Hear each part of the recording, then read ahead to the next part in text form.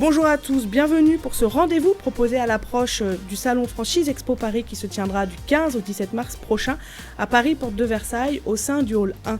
Vous êtes prêts à passer le cap de l'entrepreneuriat et la franchise vous séduit certainement, mais avant de vous rendre sur le salon en mars prochain, vous vous interrogez certainement sur le choix du secteur d'activité, mais aussi sur la manière de financer votre projet entrepreneurial. On le sait, la question du financement est primordiale pour devenir entrepreneur, mais qui dit financement dit forcément apport personnel, et justement tout le monde n'a pas un apport personnel considérable pour se lancer. Comment donc concrétiser son projet entrepreneurial avec un apport de moins de 50 000 €? C'est cette question qui nous animera aujourd'hui. Et pour en parler, j'ai le plaisir d'accueillir à mes côtés Cécile Pesquine, avocat associé au sein du cabinet Linkea, dédié à l'accompagnement de franchiseurs, Audrey Allien, DRH régional franchise au sein de Carrefour, et Lionel Dingian, directeur général de Mailboxes, etc. Bonjour à tous les trois. Et merci d'être avec nous aujourd'hui. Ça peut paraître un peu flou, mais concrètement, quand on dit apport personnel, qu'est-ce qu'on entend ? Alors, c'est vrai qu'il n'y a pas de définition juridique de cette notion d'apport personnel, mais c'est un vocabulaire qu'on va retrouver de manière très fréquente dans les documentations fournies par les réseaux de franchise qui sont à la recherche de futurs franchisés. Et cette notion d'apport personnel se définit comme suit. C'est la capacité d'un porteur de projet à mobiliser une certaine somme d'argent pour mener à bien son projet. Généralement, c'est l'argent qu'on a pu épargner et qu'on peut mettre en apport personnel auprès de la banque pour obtenir un financement. Mais ça n'est pas que ça. C'est également la somme que l'on va pouvoir bloquer sur un compte pour générer un fonds de roulement qui va être l'argent qui va servir à financer le projet en complément du financement obtenu auprès de la banque. La question du financement est toujours un sujet prégnant dans l'entrepreneuriat, surtout dans des contextes difficiles comme on peut le vivre aujourd'hui. Comment trouver les sources de financement et finalement, qu'est-ce qu'on appelle un faible apport ? On a mis la barre pour ce webinaire à moins de 50 000 €, mais est-il possible d'entreprendre avec un faible apport ? Il est possible d'entreprendre avec un faible apport. Tout va dépendre en fait du coût du concept que l'on souhaite exploiter. Certains concepts ne requièrent pas, on le verra tout au long de cet échange, un emplacement numéro 1, donc ne requièrent pas d'acheter un droit au bail, d'acheter un fonds de commerce, et on peut se lancer avec quelques milliers d'euros. Je n'irai pas jusqu'à dire qu'on peut se lancer avec 1 euro ou moins de 1 000 €. Je pense que ça paraît un petit peu présomptueux, mais on n'a pas une obligation d'avoir un apport personnel trop important. Sur cette notion d'apport personnel, il faut aussi savoir que parfois, le candidat franchisé n'a pas lui-même la totalité de l'apport personnel, mais qu'il va se le faire prêter par un proche qui va devenir associé avec lui dans sa société et qui va injecter une partie de l'apport personnel requis pour mener à bien le projet, ou ils veulent se le faire donner. Ça peut être une donation, notamment des ascendants, par exemple. Voilà. Audrey Allien, on l'a dit en introduction, vous êtes DRH régional franchise pour l'enseigne Carrefour. Ce qui nous intéresse aujourd'hui, c'est comment vous arrivez à accompagner des entrepreneurs avec un faible apport dans un marché de l'alimentaire qui peut être parfois demandeur en investissement financier parce qu'il y a des locaux, comme on le disait, mais il y a aussi du stock. Vous arrivez à proposer à des entrepreneurs de se lancer avec moins de 10 000 € d'apport. Concrètement, comment faites-vous ? Effectivement, en fait, chez Carrefour, c'est dans notre ADN. Depuis toujours, on propose à nos candidats et à nos futurs franchisés de nous rejoindre à partir de 7 500 €. Donc pour ça, on leur propose en fait de nous rejoindre via la location gérant. Je pense qu'on aura l'occasion d'y revenir. Et on le propose pour nos enseignes de proximité, mais aussi pour nos enseignes Carrefour Market. Donc on aura l'occasion, je pense, d'en reparler. Justement, à quel type de profil est adressé ce modèle de location-gérance ? Est-ce que vous pouvez nous expliquer quelles enseignes du groupe sont concernées ? Parce que ça ne concerne peut-être pas toutes vos enseignes. Presque toutes. On propose la location-gérance à partir de 7 500 € pour toutes nos enseignes de proximité, Carrefour City, Carrefour Contact, Carrefour Express et aussi Carrefour Montagne. Et puis également Promocash et Supéco, qui sont aussi deux enseignes du groupe Carrefour. Et puis vu qu'on est encore dans le thème, à moins de 50 000 €, on a Carrefour Market avec un apport à partir de 30 000 €. Vous me parliez des candidats à la location-gérance. Honnêtement, on a tout type de candidats qui peuvent nous rejoindre, aussi bien des personnes déjà dans le monde de la grande distribution qui ont déjà travaillé pour l'enseigne Carrefour, qui étaient salariés, qui souhaitent se lancer, des personnes qui étaient dans d'autres enseignes. Et puis on peut avoir des profils totalement atypiques. On peut avoir des gérants de discothèques très récemment. On a un tennisman, on a des banquiers. Voilà, on a vraiment tout type de profil. Justement, Cécile, pour rebondir sur la location-gérance, le système peut parfois faire peur ou alors est encore méconnu et victime d'idées reçues. Est-ce que vous pouvez nous expliquer les principaux aspects à connaître sur ce modèle entrepreneurial et les éventuelles précautions à prendre quand on est entrepreneur ? Alors finalement, c'est un système qui est assez ancien, qui n'est pas nouveau, mais qui est, je dirais, assez récemment utilisé par les enseignes en complément au système de la franchise traditionnelle. Le principe de la location-gérance est très simple. Je suis franchiseur, je suis propriétaire d'un fonds de commerce, d'un commerce qui tourne déjà, que j'ai financé, qui a une clientèle, qui a peut-être déjà des salariés, et je vais vous louer clé en main. Et donc vous, porteur de projet et franchisé, vous n'avez pas besoin de financer tout ce qui est travaux, tout ce qui est agencement, l'achat du droit au bail. Vous allez prendre clé en main le commerce et l'exploiter. Et cette exploitation, vous allez la faire comme un vrai chef d'entreprise. Vous allez être chef d'entreprise, vous allez générer un chiffre d'affaires que vous allez encaisser et vous allez régler vos charges. Vous allez porter la masse salariale, vous allez porter tout ce qui est charges d'exploitation. Vous allez évidemment payer le stock de marchandises. Tout cela en lien avec le propriétaire du fonds de commerce auquel vous allez reverser ce qu'on appelle une redevance de location-gérance ou un loyer de location-gérance.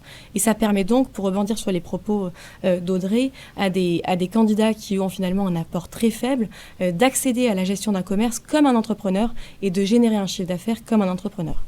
Alors sur les précautions à prendre par rapport à la location-gérance, évidemment, c'est un contrat qui engage pour une durée déterminée, qui est déterminée d'ailleurs de manière assez libre entre les parties, et donc c'est un contrat qu'il faut étudier pour comprendre évidemment le mécanisme juridique, mais également le mécanisme financier. Quelles sont les charges qui vont être refacturées au locataire gérant ? Dans quelle mesure celui-ci est-il tenu des travaux pendant toute la durée de la location-gérance ? Et également, un point qu'il faut avoir à l'esprit, en fin de location-gérance, si le contrat ne prévoit pas d'accession à la propriété du fonds de commerce, la location-gérance prend fin et le commerçant reprend la vie qu'il souhaite, mais ne conserve pas le fonds de commerce. Mais parfois, il peut avoir une option d'achat ou un engagement d'achat. Je pense qu'on va le développer après. Justement, on comprend que la location-gérance, ça peut être un tremplin vers l'entrepreneuriat et vers la franchise pure et dure. Audrey Allien, quelle est l'étape d'après pour vos locataires gérants au sein de Carrefour ? Sous combien de temps ils peuvent évoluer ? Pour Carrefour, la location-gérance, comme le disait très bien Cécile, pour nous, c'est vraiment une étape. L'objectif, c'est qu'à la fin de chaque année, on fasse un inventaire général qui va nous indiquer le résultat net qui a été dégagé. Et lorsqu'il est positif, il est bloqué et il vient augmenter le capital et donc l'apport initial qui avait été placé pour permettre au locataire gérant de se constituer un apport. Et cet apport va ensuite lui permettre d'investir et de devenir propriétaire de son fonds de commerce. Donc on établit que chez Carrefour, c'est entre 3 et 4 ans pour constituer cet apport et pour ensuite basculer sur le système de la franchise. De votre côté, Lionel Dindian, vous êtes directeur général de Mailboxes, etc. Votre concept est spécialisé dans les services aux entreprises, impression, envoi de colis, etc. Mais il y a aussi plein d'autres facettes du métier. Quels sont les investissements nécessaires pour se lancer en franchise avec votre enseigne et quel est l'apport minimal que vous demandez aux candidats ? Alors aujourd'hui, pour développer un concept Mailboxes, etc., dans toutes les villes en France à peu près, on est sur un investissement de base de 90 000 euros. Avec un apport personnel qui est entre 45 et 50 000 euros. J'irais même entre 40 et 50 000 euros. Ça va dépendre un petit peu de la ville où on va s'installer, de ce que le franchisé attend au moment de son lancement d'activité. Mais voilà, on est sur cette fourchette-là, qui est une fourchette relativement basse, je pense, en général dans la franchise. Cécile Pesquine, aux yeux des candidats, le critère de l'apport personnel, est-ce un critère essentiel justement dans le choix de l'enseigne ? Et surtout, selon vous, est-ce qu'il doit l'être ? Alors, c'est évidemment un critère déterminant, essentiel, puisqu'il faut avoir les moyens de ses ambitions et les ambitions de ses moyens. Donc, évidemment, on doit cibler un concept et un réseau en phase avec sa capacité à disposer d'un apport personnel. Mais ça n'est pas le seul critère et ça ne doit pas l'être, évidemment. La première question à se poser quand on décide de rejoindre un réseau, c'est est-ce que je suis amoureux de ce concept ? Est-ce que je suis vraiment fan de ce franchiseur ? Est-ce qu'il m'inspire une confiance qui peut justifier que je vais me marier avec lui ? Parce que le contrat de franchise ou le contrat de location-gérance, c'est un contrat qui engage pour une durée déterminée. Il n'y a pas de porte de sortie en cours de route, sauf sortie de piste. Et donc, il faut vraiment se demander demander si on a la capacité à vraiment épouser les valeurs de l'enseigne. Donc il y a aussi ce critère-là à prendre en compte. Et puis évidemment, il y a des critères très objectifs et terre à terre. Je suis commerçant, je vais m'engager aux côtés d'une enseigne, mais je reste commerçant. Et donc avant de m'engager, je vais faire une étude de marché, une vraie étude de marché, moi, candidat à la franchise, peut-être en me faisant accompagner par un cabinet spécialisé en la matière. Donc le résultat de cette étude de marché doit être pris en compte et pour moi est aussi déterminant. On ne peut pas se contenter de se dire tiens, je vais ouvrir à tel emplacement parce que je suis du cru et qu'il y a un emplacement disponible. Donc il faut vraiment aller jusqu'au bout de la démarche de l'étude de marché. Et également aussi, il faut tenir compte de sa vie personnelle et de sa projection en termes de vie personnelle. Si j'ai la disponibilité pour exploiter un commerce 7/7 avec un concept qui tourne tout au long de l'année sans interruption, je peux y aller. Si j'ai des contraintes familiales, des contraintes personnelles différentes, il faut que je m'oriente vers un concept qui soit en phase avec mon train de vie. Donc, tous ces critères doivent être pris en compte, un peu à la manière dont on réalise aujourd'hui un bilan de compétences quand on est salarié. De la même manière, quand on est candidat à la franchise, il faut se poser toutes les questions sur tous les plans et pas seulement celui de l'apport personnel. Est-ce que selon vous, les enseignes doivent absolument fixer un minimum d'apport personnel à demander aux candidats ou elles peuvent être en mesure d'accompagner tous les profils de candidats, quel que soit leur financement disponible ? Alors aujourd'hui, on est sur un marché où il est compliqué de recruter des candidats à la franchise, des franchisés, parce qu'on a de plus en plus d'enseignes et qu'on a finalement des candidats à la franchise qui sont plus prudents. Et puis on a aussi des sujets en termes d'investissement qui augmentent avec l'inflation, le coût de loyer et les banquiers qui forcément sont parfois un peu plus frileux. Et donc les enseignes vont être un petit peu plus innovantes. Et la preuve en est avec Carrefour. Moi, je n'aurais jamais imaginé qu'avec 7 500 €, on peut être à la tête d'un Carrefour et puis qui plus est, en 3-4 ans, devenir vraiment franchisé, pleinement propriétaire Carrefour. Donc les enseignes innovent, elles réfléchissent à d'autres modèles, mais ça n'est pas forcément systématique. Vous allez avoir des concepts qui traditionnellement ne vont pas pouvoir être développés au moyen de la location-gérance parce que les emplacements sont peut-être trop éloignés, trop compliqués à acquérir et où là on va en effet être catégorisé en fonction de l'apport personnel. Justement, Lionel Dingian, vous nous avez expliqué, vous demandez entre 40 et 50 000 € d'apport à vos candidats. Mais si vous avez un candidat qui coche toutes les cases, que ce soit en termes de profil, de compétences et de managérial ou autre, mais qu'il n'a pas le financement nécessaire, est-ce que vous avez moyen de l'accompagner, Comment faites-vous ? Alors, déjà, sur le point du financement et de l'apport personnel, cet apport personnel va constituer le fonds de roulement du franchisé. Donc, on va travailler de toute façon pour qu'il démarre au minimum avec ce montant-là, parce que c'est aussi important pour pouvoir développer le franchisé et pour qu'il puisse être serein sur ses premières années de développement. On est dans un business de service aujourd'hui en termes d'activité et on sait qu'il va avoir besoin d'un fonds de roulement pendant ces 12 premiers mois pour pouvoir continuer à développer son activité. C'est notre responsabilité de faire en sorte qu'il les ait. Donc on ne prendra pas le risque, nous, aujourd'hui, d'y aller avec moins en se disant s'il marche bien et qu'il se développe bien, on a de la chance. Non, c'est pas comme ça que ça fonctionne. On va vraiment démarrer avec cette partie-là. Mais pourquoi justement ? Parce que c'est un secteur d'activité où le chiffre d'affaires met du temps à démarrer, où l'activité met du temps à rentrer ? Exact. Lorsqu'on travaille sur une activité où on va avoir des clients B2C et des clients B2B, les clients B2B mettent 6 mois à arriver à peu près, donc on a besoin de ce fonds de roulement pour pouvoir les accompagner pendant cette durée-là. On a besoin que le franchisé soit serein, qu'il soit détendu aussi dans son activité en termes de développement et qu'il ne soit pas stressé dès le 2e mois parce qu'il lui manque effectivement du financement. Donc on a besoin de cet élément-là. Après, pour répondre à la question sur si on a le profil qui coche toutes les cases et ça nous arrive, on va travailler avec lui et comme le disait Cécile auparavant, soit on va travailler avec lui pour essayer de voir si on ne peut pas le mettre en contact aussi éventuellement avec un associé, parfois un associé actif. Donc on a aujourd'hui des franchisés qui sont des multi-franchisés chez nous et qui sont prêts parfois à accompagner quelqu'un de plus jeune qui n'a pas forcément les financements au démarrage pour pouvoir l'accompagner et développer son activité. C'est de l'argent qu'il va récupérer auprès de ses proches, de la famille. On a aussi un certain nombre d'aides comme des prêts d'honneur qui peuvent être récupérés aussi en local. On peut avoir des aides de la chambre de commerce, des aides de la mairie. Ça dépend de l'endroit où on va s'installer. On a essayé, enfin on n'a pas essayé, on l'a fait en l'occurrence sur 2 concepts avec un organisme qui s'appelait Impact Partenaire également, pour pouvoir développer dans ce qu'on appelle des zones prioritaires, les quartiers prioritaires de la ville. Donc on l'a fait également 2 fois. Ça permet d'avoir un apport un peu moins élevé et eux sont là pour compléter l'apport. Je ne dis pas que ça fonctionne non plus toutes les fois parce qu'il faut être au bon endroit déjà, ça c'est déjà la priorité du modèle.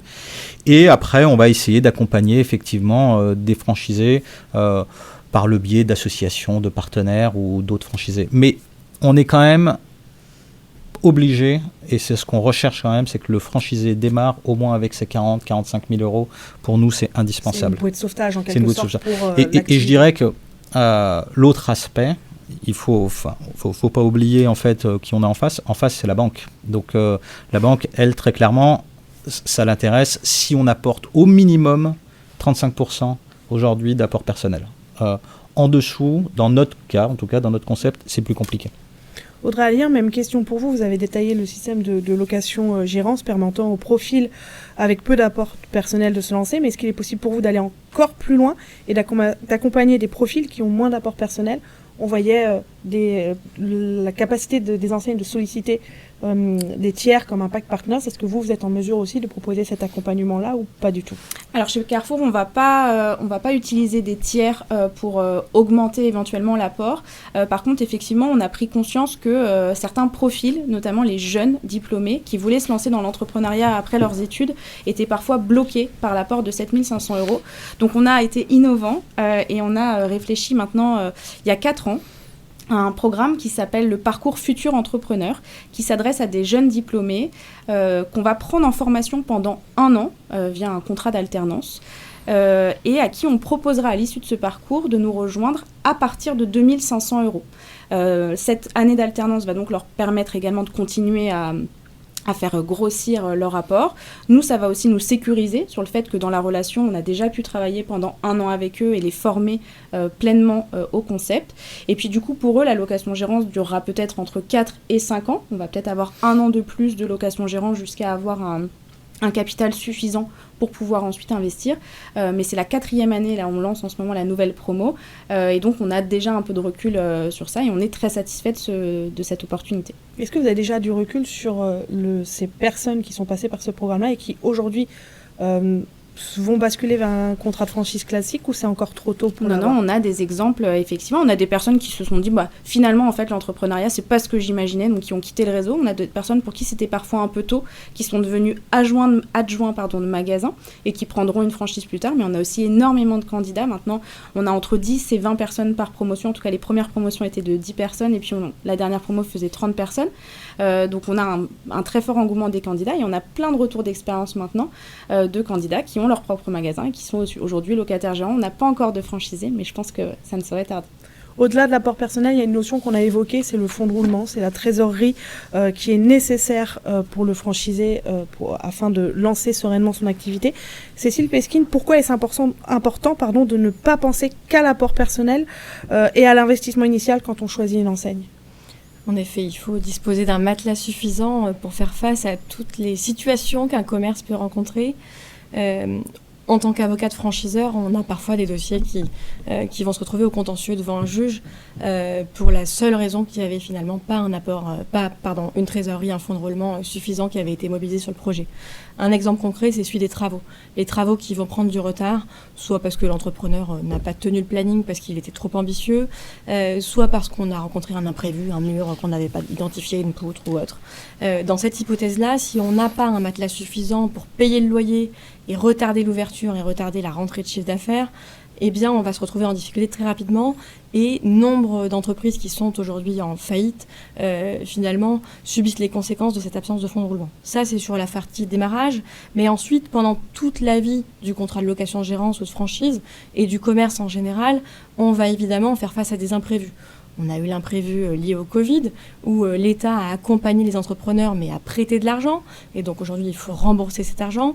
Et donc les entrepreneurs qui ont su constituer cette trésorerie, ce matelas avec les prêts garantis par l'État, sans le dépenser, peuvent aujourd'hui rembourser leurs emprunts sans avoir de difficultés. Ceux qui n'ont pas su conserver ce matelas-là se retrouvent en difficulté. On a d'autres cas de figure où on va rencontrer des imprévus, comme par exemple des travaux qui vont se trouver ponctuellement à proximité du commerce, qui vont impacter très clairement les flux et la clientèle et donc le chiffre d'affaires, dans cette hypothèse-là, on doit quand même payer son bailleur, on doit quand même payer ses salariés, ses charges courantes, et Dieu sait qu'elles augmentent tous les jours, et il faut avoir une trésorerie suffisante pour faire face à cet imprévu.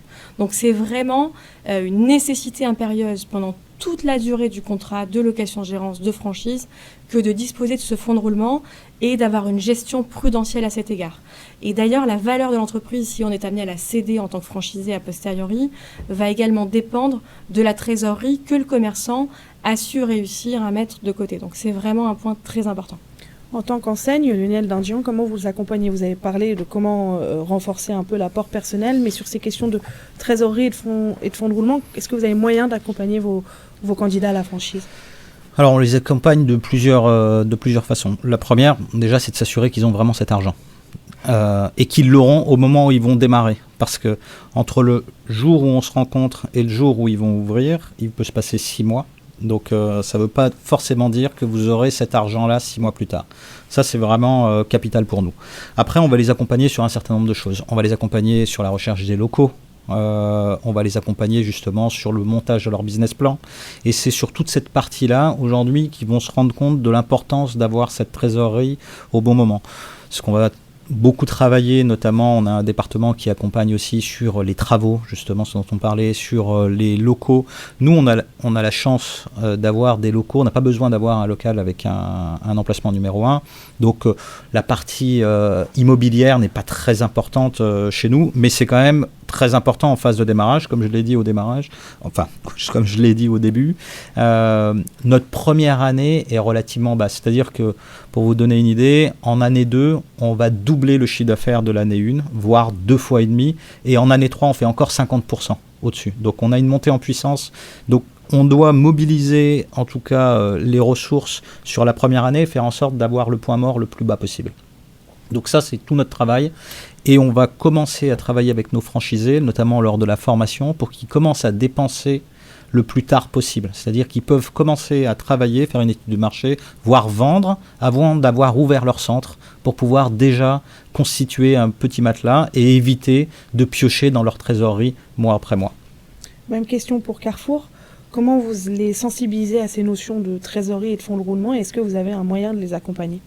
Il y a beaucoup de choses qui se rejoignent. On a également un parcours de formation. Quand un futur franchisé nous rejoint, il a 1 mois de formation. Dans ce module de formation, on a tout un item sur la relation financière et la création d'entreprise pour les aider dans cette démarche.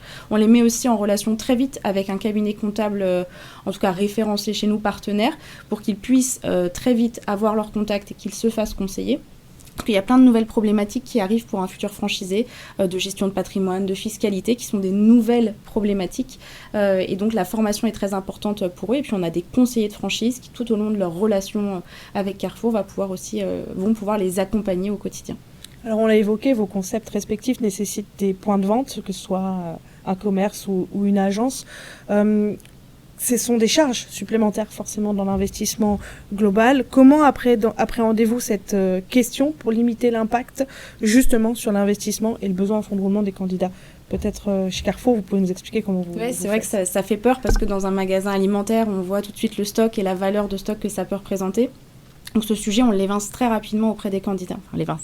Il faudra payer, mais on propose des échéances en fait pour qu'on puisse prendre sereinement son magasin. Et ensuite, on va avoir 4 systèmes d'échéances pour le remboursement du stock de départ. Ça, c'est le premier point. Et puis pour le fonds de roulement, on va proposer de façon très simple aux partenaires de payer sa livraison 19 jours après la réception de la marchandise, ce qui va permettre aux partenaires et à ses collaborateurs de vendre et de réaliser du chiffre d'affaires qui vont lui permettre de payer sa facture et ainsi d'avoir un glissement et un fonds de roulement qui soit confortable pour lui. Chez Mailboxes, vous l'avez dit, vous n'avez pas besoin d'emplacement numéro 1, mais j'imagine que ça a forcément un impact quand même sur l'investissement. Alors, ça a un impact, mais c'est vrai qu'on n'a pas du tout le même type de concept que chez Carrefour. On n'a pas de stock, donc on est une enseigne de service. Donc déjà, le franchisé n'investit pas dans du stock au démarrage. Enfin, il a un peu de stock de matériel, mais je dirais que c'est quand même très limité. Ça fait partie aussi de son investissement de départ. Donc ça, c'est le premier point. Le deuxième point, c'est qu'on n'est pas effectivement sur des emplacements numéro 1. Donc ça permet de limiter, on ne paye pas de porte, ni de droit d'entrée généralement dans les locaux. Ça nous est arrivé 1 ou 2 fois parce qu'on avait une situation qui était vraiment intéressante pour nous. Et le loyer aujourd'hui, enfin toutes les charges autour d'un centre représentent moins de 5% du chiffre d'affaires moyen des franchisés. Donc on essaye toujours de se limiter à ce niveau-là. Et c'est vrai que c'est notre rôle aussi de conseiller le franchisé sur la recherche du local. Souvent, en arrivant, le franchisé se projette des fois avec des locaux qui sont beaucoup plus chers que ce que nous, on avait imaginé. Ils se disent, je me vois ici, ça me paraît beaucoup plus sympa. Et en fait, à nous de lui expliquer qu'en fait, il n'y a pas forcément d'intérêt à être là et qu'on a d'autres types de locaux qui seront peut-être moins chers, sur lesquels on va développer le même type de chiffre d'affaires. Donc, la localisation, le local pour nous est extrêmement important puisque c'est un lieu où on va recevoir nos clients et c'est le lieu où on va gérer toute notre logistique, donc c'est indispensable de l'avoir, mais c'est pas ça qui fera le succès d'un franchisé demain, en tout cas. Ce qui ressort de ce que vous nous détaillez, c'est l'accompagnement et le fait que vous épaulez beaucoup les candidats. Moi j'ai une question, Cécile, sur la limite entre l'accompagnement et l'ingérence que ça peut procurer d'accompagner trop son candidat à la franchise. Quels seraient les points de non-retour à pas dépasser quand on est candidat à la franchise, parce qu'on est quand même patron et on a nos propres décisions. Donc il faut écouter l'enseigne, mais aussi être maître de ses décisions. Comment faire concrètement ? C'est un curseur compliqué à positionner, une petite nuance à apporter entre en effet l'indépendance et l'immixtion. Je pense que les exemples des 2 enseignes qu'on a là sont très parlants. Le franchiseur, il a une expérience, un savoir-faire aguerri depuis très longtemps. Et là, c'est vraiment le cas chez les 2 enseignes qui sont autour de la table. Et il est vraiment là pour donner son retour d'expérience sur, quand on parle de l'emplacement, quel est le bon emplacement. Quand on parle de l'apport personnel, du fonds de roulement, quel est le bon montant de fonds de roulement. Parce qu'il a cette expérience et qu'il a rencontré des situations par le passé qui ont pu être problématiques. Donc, à mon sens, le candidat à la franchise doit être à l'écoute et ne doit pas s'obstiner au risque, sinon, en effet, soit de ne pas aller jusqu'au bout avec le franchiseur qui ne voudra pas avancer avec un candidat qui se positionne sur un emplacement qui n'est pas adapté, ou au risque d'avoir des déconvenues très rapidement. Donc il y a naturellement cette nécessité pour le candidat d'être à l'écoute, tout en restant entrepreneur, ce qui veut dire qu'il doit avoir son propre expert comptable, que le franchiseur peut lui recommander sans difficulté, mais vraiment comprendre le business plan qu'il va élaborer avec son expert comptable, et également qu'il doit être son propre patron sur la recherche de l'emplacement, sur l'étude de marché. Je pense qu'il faut qu'il aille sur le terrain, qu'il se renseigne sur la concurrence. Donc, il y a en effet un curseur qui n'est pas simple à trouver, mais finalement, les 2 positions doivent aller de pair et de concert. Il ne faut pas être en contradiction. Si dès le départ, au stade de la candidature, on se retrouve à s'achoper parce que le franchiseur préconise A et que le franchisé a envie de partir sur B, peut-être qu'il faut se séparer et pas avancer ensemble. Donc c'est un curseur jamais évident à positionner, mais qui se manie très bien en pratique en franchise. Il y a une question qu'on n'a pas du tout évoquée et qui me semble pourtant pertinente de vous poser. C'est la question de la masse salariale, notamment chez Carrefour. J'imagine que le candidat à la franchise, l'entrepreneur, va devoir manager. Quel impact ça a sur l'investissement ? Comment vous le conseillez sur ces points-là ? Alors, quand un candidat à la franchise se présente pour nous rejoindre, nous, on va lui présenter un compte d'exploitation prévisionnel d'un projet qu'on aura identifié comme étant pertinent pour lui. Ce compte d'exploitation, soit c'est un magasin en création, soit c'est un magasin en remodeling. Il va lui présenter le chiffre d'affaires prévisionnel pour les 4 prochaines années et ça inclut une ligne sur les frais de personnel et c'est un taux de frais de personnel. Qui va lui permettre en bas de page d'avoir un résultat positif et de revenir dans le cercle vertueux que je vous expliquais juste avant, de je capitalise pour me constituer un apport. Donc nous, on va lui présenter une préconisation de frais de personnel qui exclut la rémunération du dirigeant. Charge à lui ensuite d'exploiter son fonds de commerce dans la limite de cette enveloppe ou bien de la dépasser pour atteindre aussi l'évolution de son chiffre d'affaires. Il en reste maître, mais forcément, ça aura un impact aussi sur le reste du compte d'exploitation. Comment ça se passe chez Mailboxes, etc. J'imagine qu'on peut commencer seul, mais que très vite, on va devoir quand même se faire accompagner de salariés et embaucher. Donc, comment vous les accompagnez, justement, vos candidats ? Alors, justement, on ne démarre pas seul. D'accord. Il faut démarrer à 2, obligatoirement. Donc, ça, c'est le modèle de démarrage. Pourquoi ? Parce qu'on a une activité extérieure de développement commercial et on a une activité aussi organisationnelle. Donc, c'est vrai que c'est une des questions souvent en nous disant « est-ce que je peux démarrer tout seul ?» Et en fait, c'est quelque chose sur lequel on doit être relativement ferme. Je reviens au point d'avant, justement.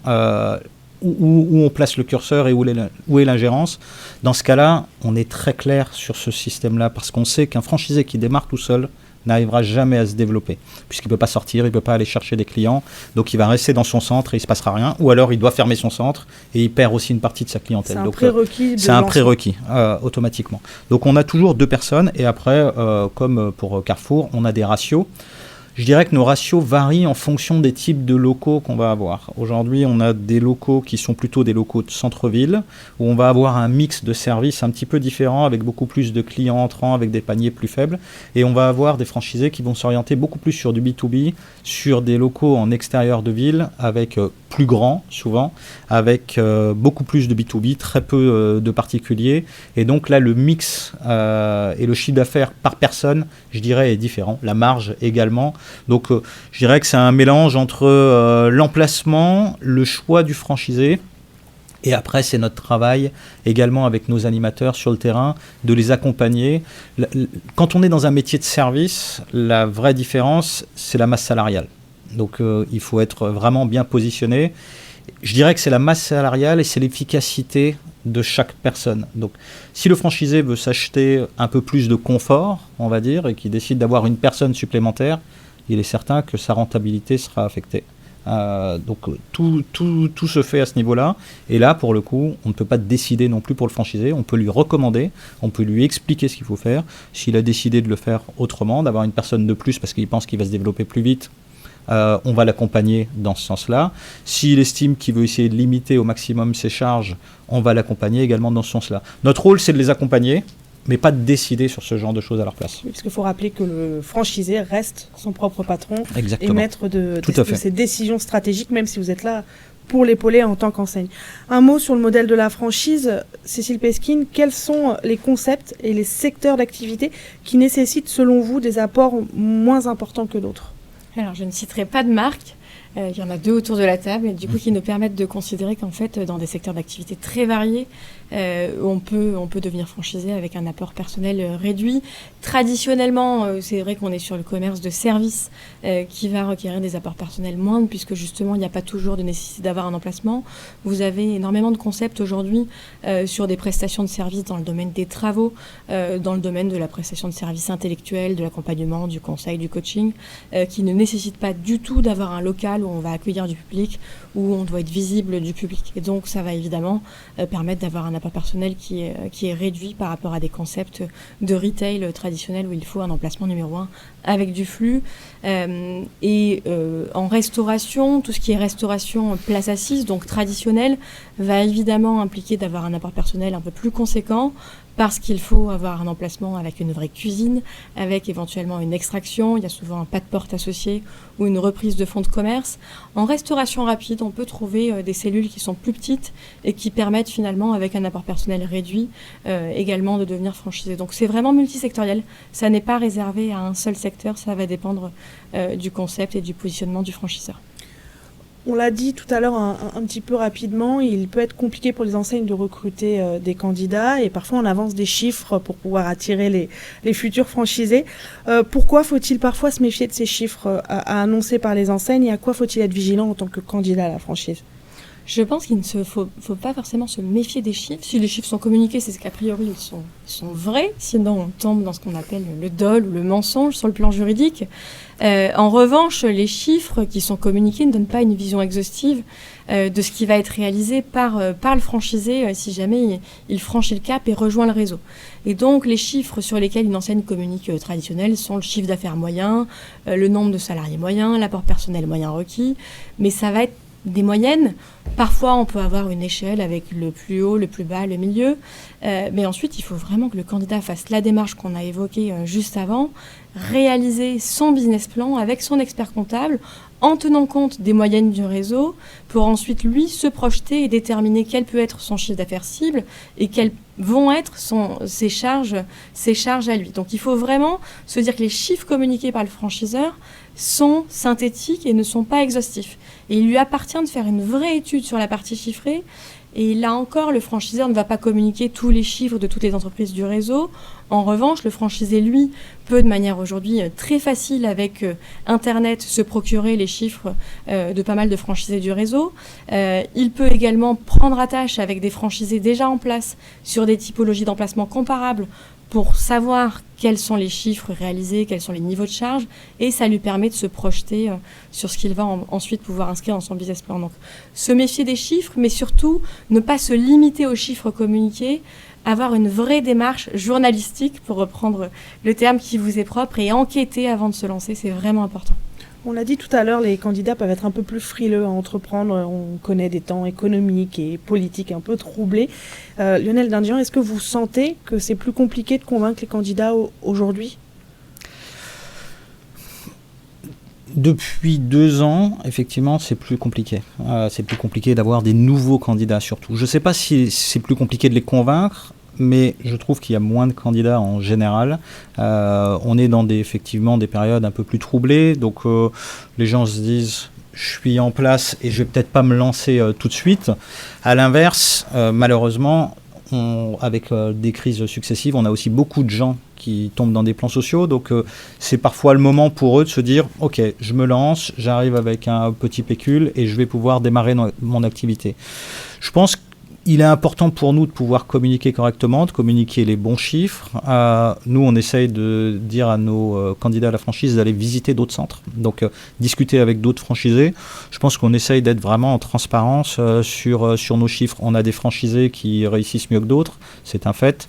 Mais je dirais que le succès, il est différent aussi en fonction de ce qu'attend le franchisé. On va avoir des franchisés aujourd'hui qui cherchent à développer un business pour les 5 prochaines années et qui vont partir en retraite, donc ils décident de se lancer. On en a d'autres qui ont des ambitions beaucoup plus importantes. Donc je pense que le succès ou l'échec, c'est pas forcément de rater, c'est de rater ce qu'on avait prévu ou ce qu'on avait imaginé. Donc pour certains, l'échec est pas au même niveau et le succès non plus d'ailleurs. Donc je pense qu'il faut être transparent, pouvoir expliquer. Nous, on est dans un concept de service, donc il est clair que le franchisé est vraiment au cœur du modèle. Et ça va être également son dépassement qui fera qu'il amènera son activité à un niveau. Cette frilosité, vous la sentez vous aussi du côté de Carrefour ? Quelle est votre analyse par rapport à ça ? Je suis assez d'accord avec ce que Lionel explique. On a vraiment senti une cassure post-Covid entre le flux de candidatures naturelles qu'on pouvait recevoir. Et ça nous amène forcément à nous remettre en question et à trouver des nouvelles sources d'attraction et de recrutement de ces futurs franchisés.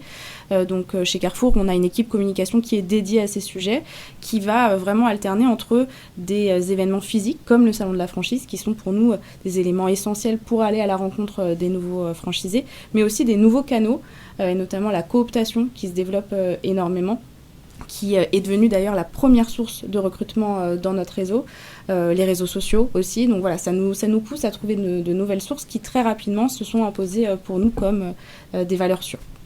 7 franchisés sur 10 sont d'anciens salariés. Pourquoi, selon vous, en tant qu'enseigne, le modèle de la franchise est à privilégier quand on souhaite entreprendre, et notamment quand on n'a pas beaucoup d'apports ? Audrey ? Je pense que c'est rassurant. En tout cas, si je prends l'exemple de Carrefour, vous avez un salaire garanti pendant 12 mois qui fait partie du compte d'exploitation prévisionnelle parce que vous êtes locataire-gérant. Donc ça veut dire que je crée ma société, mais pendant ce contrat de location-gérant, j'ai un salaire net garanti pour moi. Donc on voit aussi les choses forcément différemment. Je pense aussi qu'il y a ce besoin d'indépendance. Si je quitte le salariat, c'est aussi pour avoir ma propre vision, mes propres décisions, tout en ayant un garde-fou qui est le franchiseur, qui va me conseiller, parfois me dire attention, là on n'aurait peut-être pas fait comme ça. Donc je pense que c'est rassurant. Même question pour conclure. Je pense qu'il y a une question financière, ça c'est certain, mais je pense qu'il y a aussi une question d'idée. Donc tout le monde n'a pas une idée géniale pour pouvoir lancer son concept. Donc je pense que ceux qui l'ont, mais je crois que c'est très important et c'est vrai que quand on se lance dans l'entrepreneuriat, quand on a des candidats à la franchise qui viennent à nous et qui ont déjà des idées, moi je leur dis qu'il est très important de bien analyser ça. Je dirais qu'il y a 3 façons pour nous. soit vous créez tout seul votre concept et vous avez une bonne idée, vous avez les fonds qu'il faut, et ben faut y aller. Ça ne veut pas dire que vous allez réussir, mais en tout cas, je pense que c'est ce dont vous avez envie. Il y a ouvrir une franchise, il y a reprendre une franchise. On a aussi, c'est un autre modèle, je dirais, sur des candidats qui ont moins le temps, qui préfèrent reprendre un centre existant qui tourne déjà. C'est encore plus rassurant. C'est peut-être un peu plus cher. Mais effectivement, je pense qu'il y a un aspect financier, il y a un aspect expertise. Donc tout le monde ne vient pas. Nous, on apporte aujourd'hui une formation, des outils. Donc on le sait aujourd'hui, tout ce qui est outils informatiques devient de plus en plus important dans l'ensemble des réseaux. Donc il faut pouvoir les développer. On apporte une expertise, on apporte des partenariats avec des fournisseurs, des transporteurs. Enfin, la vraie question à se poser, c'est est-ce que je pourrais le faire tout seul pour moins cher ? Je pense que c'est ça le vrai sujet. Et souvent... La question est souvent non. La question est souvent non, effectivement. Donc, et ce qu'on demande aux candidats, c'est de venir, par contre, avec ses compétences et son expertise. Donc c'est ça qu'il doit aujourd'hui mettre dans l'entreprise. Nous, on apporte un concept avec des outils, une boîte à outils. Et lui, c'est de savoir utiliser les outils au mieux. Voilà. Cécile, même question. Selon vous, pourquoi le modèle de la franchise est à privilégier quand on souhaite entreprendre aujourd'hui ? Je pense que la question a été parfaitement adressée par mes camarades. Donc, très clairement, c'est un modèle qui permet de bénéficier d'un savoir-faire existant et d'une notoriété forte. Attention, ça peut être un handicap si on fait appel aux mauvais franchiseurs. Tout le monde aujourd'hui peut se proclamer franchiseur. Il n'y a pas de diplôme, il n'y a pas de réglementation qui valide votre capacité à devenir franchiseur. Heureusement, sur le salon de la franchise, les organisateurs font un tri et vérifient que les franchiseurs respectent les règles admises en la matière. Mais il faut vraiment se poser la question de est-ce que je m'adosse à un réseau qui a les épaules, le savoir-faire, l'antériorité et l'expérience et la capacité humaine à m'accompagner. Donc la franchise est un super moyen d'entreprendre, à condition de faire aussi le bon pari et de choisir la bonne enseigne. Donc vraiment se comporter, encore une fois, comme un investigateur. Merci beaucoup à tous les trois d'avoir été à mes côtés aujourd'hui et nous avoir éclairés sur cette notion d'apport personnel et nous avoir présenté vos enseignes respectives. On peut évidemment vous retrouver au Salon de la franchise du 15 au 17 mars prochain qui se tiendra à Paris, porte de Versailles, au sein du Hall 1. En attendant, n'hésitez pas à préparer votre visite en téléchargeant notre application Franchise Expo Paris et en vous rendant sur notre site internet franchiseparis.com. Vous y retrouverez évidemment la liste des exposants, mais également le programme de conférences qui sera proposé et vous pouvez évidemment vous y inscrire.